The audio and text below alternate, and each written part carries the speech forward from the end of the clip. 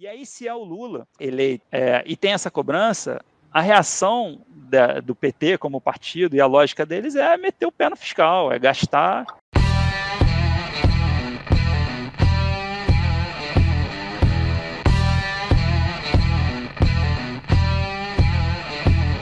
Interessante que na última carta vocês falaram ali do risco Lula, enfim, vocês falaram que o maior risco para o país em um eventual, tá? Não estou falando aqui que vai ganhar, nem que não vai ganhar, a gente não quer tecer esse tipo de comentário aqui, mas num eventual novo mandato de Lula é a volta de um plano de poder hegemônico petista, né? Vocês falam na carta ali que esse risco de cauda longa havia se reduzido estruturalmente após o impeachment da Dilma. E o que permeia e preocupa sobre esse assunto é sobre qual seria a política fiscal, sendo que o Brasil tem 80% de dívida sobre o PIB, e isso traz uma responsabilidade para o governo de praticar política fiscal contida, objetivando a redução dessa dívida estrutural. E a gente sabe, Bruno, que se não houver essa responsabilidade fiscal, o Brasil pode ter um novo desequilíbrio de contas e aí uma consequente desorganização econômica. Nesse sentido, cara, faltam 6 meses para as eleições, não está tão longe assim. Eu queria que você desse um panorama para a gente, como é que está a cabeça de vocês em relação às eleições, sendo que vocês são um fundo macro e olham bastante sobre isso também. Pô, legal que você ter lido a carta e ter acompanhado os detalhes do argumento. A gente faz uma provocação, né? Assim, eu morei na Argentina, então eu vivi, assim, eu brinco, até fazendo parênteses, a turma no mercado fala muito que não opera só Brasil, opera América Latina e tal, mas eu acho que devo ser um dos poucos que estão no mercado no Brasil que realmente morou nos países da América Latina, né? No México e na Argentina. Então, assim, eu morei lá na Argentina e senti o quão danoso é o efeito da peronização no psique da sociedade na hora de pensar a sua tomada de decisão política. Assim, a história do partido peronista está muito intrínseco no psique da sociedade argentina e atrapalha o desenvolvimento daquela sociedade, né? Não é à toa que a Argentina é um dos únicos países do mundo que está em decadência há mais de 100 anos em relação ao PIB per capita, né? Assim, o PIB per capita da Argentina no início do século XX era semelhante ao dos Estados Unidos. Então, assim, é um desastre o que aconteceu na Argentina nas últimas 5 décadas, assim. Então, o fato de ter, né, vivenciado a história do peronismo e como isso se enraiza na cabeça das pessoas me assusta quando eu penso em uma sequência de governos petistas. Quero aqui tecer também, qualificar, não sou nem...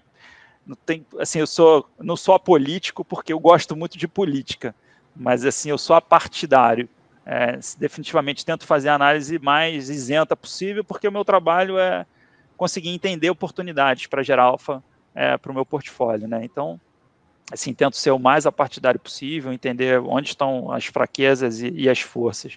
Mas, assim, quando penso em risco de um governo petista, eu não acho que o primeiro mandato do Lula, por exemplo, seria um risco, porque se a gente pensar no Congresso que vai estar eleito, provavelmente vai ser um Congresso basicamente de centro, né? A gente está vendo os partidos de centro aí formando bancadas de deputados muito, muito grandes, né? Assim, nessa troca, nessa janela partidária aí, o PL virou o maior partido com 77 deputados, né? 76. Então, assim, a tendência é que tenha uma Câmara e um Congresso que não dê tanta flexibilidade para qualquer que seja o presidente, o que é uma notícia boa, porque não tem grandes radicalismos. Então, eu não vejo um grande risco no primeiro mandato do Lula, no eventual vitória dele nas eleições. O meu maior medo é na sequência de mandatos, né? Um segundo mandato, e aí o sucessor, como a gente viu. E aí esse risco de uma peronização, né? Um risco de lulopetismo intrínseco na sociedade, esse negócio fica amarrado, a gente fica sempre elegendo pessoas que se dizem defensoras desse legado, né? Como é na Argentina. Então isso eu acho um risco de cauda grave. E aí, nessa reflexão, a gente se faz a pergunta, mas e se o Lula fosse contra a reeleição presidencial? Né? E se o Lula fizesse um compromisso de campanha de que assim que ele fosse eleito, ele ia abolir com a reeleição presidencial? O próprio Fernando Henrique, que foi quem instituiu a reeleição presidencial, já reconheceu de que a reeleição não fez bem para o país. Né? A gente viu, o Bolsonaro foi eleito, já no primeiro ano de mandato, a discussão era a reeleição, né? Bolsonaro só pensa na reeleição, a imprensa já estava batendo, Bolsonaro só pensa na reeleição. Caramba, assim, né? Primeiro ano de mandato, segundo ano de mandato já era esse tema. Então, se tira essa história da mesa, tende a facilitar a governabilidade. Acho que o exemplo E ele já vai ter 81 anos também, não é isso? Exatamente. O Lula, no final do mandato, terá 81 anos. Então, numa eleição disputada com o Bolsonaro, a gente entende que seria interessante ele eventualmente usar essa carta, de falar assim, pô, você é contra a reeleição. Se ele for contra a reeleição e for garantido que ele tem só um mandato e depois o jogo zera de novo, poxa, assim, o medo já diminui, o medo de mercado já diminui bastante, né? Assim, que a cauda, ela de novo vai saindo da história. O Lula poderia vir com esse discurso de eu sou um mandato transitório, né? Eu estou fazendo... Não leva valor de face nada do que os políticos dizem, mas a narrativa é um governo transitório para a saída do risco da ditadura, ou o risco o risco antidemocrático para uma coisa mais normal, voltar à democracia de novo. Eu vou ser a transição desse movimento, né, pró-democracia. Então, assim, acho que nesse caso é mais interessante.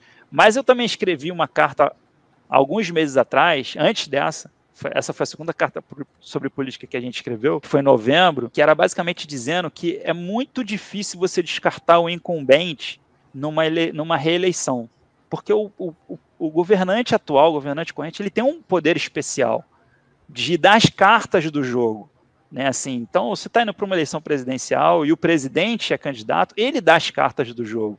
Né? O presidente, ele controla o noticiário, ele controla as ações, é ele que tem a caneta para fazer coisas. Né? Então, o presidente, em uma disputa de eleição, tem uma vantagem muito grande em relação aos seus competidores. Então, quando eu vi as pessoas dizendo, não, Lula vai ganhar em primeiro turno, esquece o Bolsonaro, pô, não faz sentido essa discussão, porque o incumbente tem muito poder, e esse poder ele vai se mostrando conforme você vai se aproximando da campanha. Então, a gente está vendo muito esse movimento, né? Conforme as pessoas vão se engajando na campanha presidencial, a gente tem visto a rejeição do Bolsonaro diminuir e a aprovação dele aumentar. E até as intenções de voto no Lula diminuírem na margem. Então, assim, tudo indicando, como era o esperado, de que vai ser uma eleição muito disputada, né? Assim, vai ser na vírgula, assim, essa eleição. Então, a gente não tem um call de quem vai vencer as eleições. Eu acho que uma coisa interessante que a gente vê hoje é que os dois polos mais radicais, eles estão caminhando na moderação, né? O Bolsonaro está muito mais quieto, né? O Centrão, acho que tem umas...